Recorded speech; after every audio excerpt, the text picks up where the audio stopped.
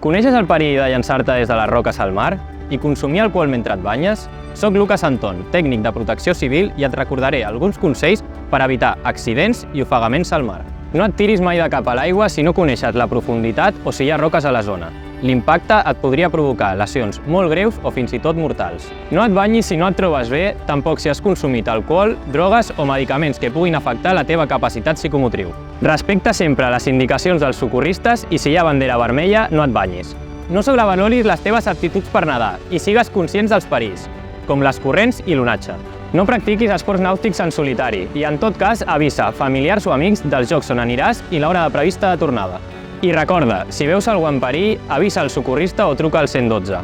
No et llencis a rescatar ningú a l'aigua si no ets un expert en salvament. Aquest estiu et banyaràs segur. A l'aigua, risc zero. Generalitat de Catalunya. Sempre endavant.